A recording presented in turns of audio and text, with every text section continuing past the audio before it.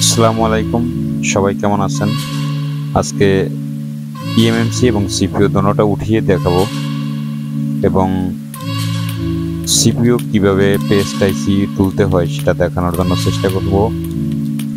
যদি কারো কাছে ভালো লাগে কমেন্ট এবং লাইক,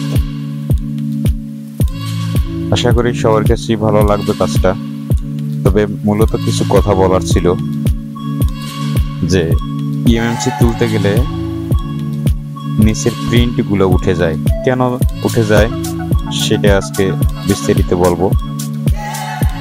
ইএমএমসি তুলতে গেলে বা সিপিইউ তুলতে গেলে যদি নিচে প্রিন্ট উঠে যায়, অবশ্যই প্রিন্টগুলো আনতে হবে, জাম্পার করতে হবে, শোল্ডার উইকেট দিয়ে পরিষ্কার করে শোল্ডার মাস্ক দিয়ে সুন্দরভাবে আবার প্রিন্ট তৈরি করতে হবে। তবে যদি সুন্দরভাবে তুলতে পারে তাহলে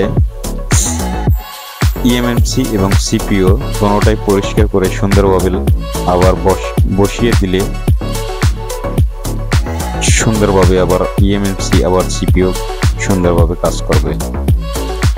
যদিও অনেকে হয়তোবা মনে মনে ভয় পায় বা ভয়ের কারণে তুলতে পারে না, ভয় পাওয়ার কিছুই নেই। ইএমএমসি সিপিইউ একবারই ইজি, সিপিইউর কাজ আরো ইজি। অনেকে মনে করে যে ইএমএমসি অল্প কিছু বল, সেজন্য কাজ করতে তাদের কাছে তেমন একটা বেশি একটা ভয় লাগে না। তারপর আমি মনে করি যে সিপিইউর কাজটা আরো ইজি। অনেকে মনে করে যে না, সিপিইউর কাজটা খুবই কঠিন, এরকমটা না। তবে সিপিইউ এবং ইএমএমসি যদি তুলতে হয়, তবে অনেক সময় হয় কি যে একটা সিপিইউ তুলতেছি, অনেক সময় অনেকে ওভারহিট দিয়ে সিপিইউটা নষ্ট করে ফেলে। সিপিইউতে এমন পরিমাণে হিট দিতে হবে যে যাতে সিপিইউ নষ্ট না হয়। ইএমএমসি হোক বা সিপিইউ হোক, দোনোটার ক্ষেত্রেই একই রকম। যেমন সিপিইউ আমি তুলতেছি যে 350, অনেকে সিপিইউ তুলে 400-450 হিট, আর এআর আমি ইউজ করতেছি 200-তে, 2। অনেকে এয়ারটা বাড়িয়ে দিয়ে কাজ করে। আসলে এরকম কাজ করলে হয়তোবা বেশি কাজেই সাকসেস হয় না। তবে ইচ্ছা থাকতে হবে যে না, আমি কাজটা সুন্দরভাবে করব। এরকম যদি ইচ্ছা থাকে তাহলে তোমার সবার কাছে একটা রিকোয়েস্ট থাকবে যে সবসময় 350 দিয়ে কাজটা করার জন্য। কেননা 350 দিয়ে যদি কাজ করে কেউ, আশা করি যে সিপিইউ এবং ইএমএমসি কোনোটাই নষ্ট হবে না। তবে আরও কিছু কথা আছে যে সিপিইউ তুললাম তুলতে গেলে অনেকের বিরক্ত লাগে। এরকম বিরক্ত হইলে হবে না, বিরক্ত হওয়াই যাবে না একবারে। তবে